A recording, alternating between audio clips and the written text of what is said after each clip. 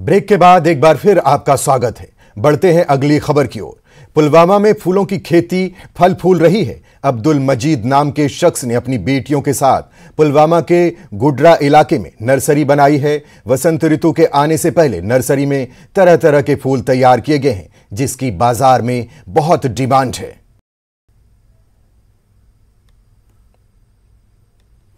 जो थोड़ा बहुत गाइडेंस जबरदस्त पे तत पे लोग जबरदस्त पे कर कार हजरत 5-6 बच्चे मुंसलिक तम तान हेल्प तो बस पान करान हेल्प सुबह शाम हावान वावान इस काल बहुत सही और मकलो कम वो लज बिल्कुल ये ज्यादा कम कर करान सोरे पान पे असल पे करान यूत पन बोझ कम करान यूत यसान कर रातस कर दोहस कर थक कड़न कहें तूत जैन पोस पन पन अस सारी खानदर कर ये पे जो आजकल लत लगी हुई है, मतलब बेरोज़गारी की, कभी नशे में कभी किसी चीज़, तो हमारा यही मंशा होती है कि हम मैक्सिमम जो है लोगों को इसकी तरफ राग़िब करें, एंगेज करें डिपार्टमेंट ऑफ फ्लोरिकल्चर की तरफ। और इसमें ख़ासकर जो हमारा नर्सरी प्रोडक्शन का है, इसमें अच्छा खासा स्कोप है।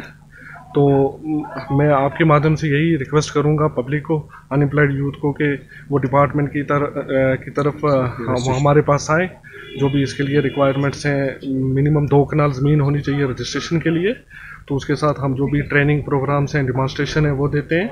और साथ साथ में जो भी मतलब जिसको कट फ्लावर करना है, पॉली हाउस लगाना है या नर्सरी मैनेजमेंट वगैरह करना है, तो आर्मी ने द्रास में आइस हॉकी टूर्नामेंट और तीरंदाजी प्रतियोगिता 2023 का आयोजन किया। लद्दाख में भारतीय सेना द्वारा सद्भावना पहल के तहत फॉर एवर इन ऑपरेशंस क्षेत्रीय आइस हॉकी टूर्नामेंट तीरंदाजी प्रतियोगिता 2023 का आयोजन नागरिक प्रशासन के सहयोग से किया गया।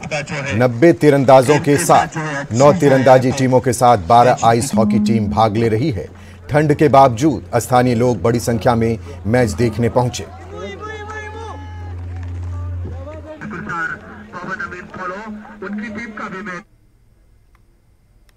Excellent residency coaching centre Kargil के छात्रों ने अपने स्टाफ सदस्यों के साथ कार्यवाहक सीईसी LAHDC कारगिल मुबारक शहर नकवी के साथ बातचीत की। उन्होंने excellent residency coaching centre Kargil के आयोजकों द्वारा कारगिल में हॉस्टल टाइप विंटर ट्यूशन की व्यवस्था के लिए किए गए प्रयासों की सराहना की। सीईसी ने प्रतिभागियों को संबोधित किया और उन्हें आश्वासन दिया कि जिले में छात्र के शैक्षिक स्तर को ऊपर उठाने के लिए हर संभव मदद उपलब्ध कराई जाएगी। उन्होंने विद्यार्थियों को पढ़ाई में अपना 100% देने पर जोर दिया ताकि वो अपने लक्ष्य को प्राप्त कर सकें। प्रखंड विकास परिषद सोड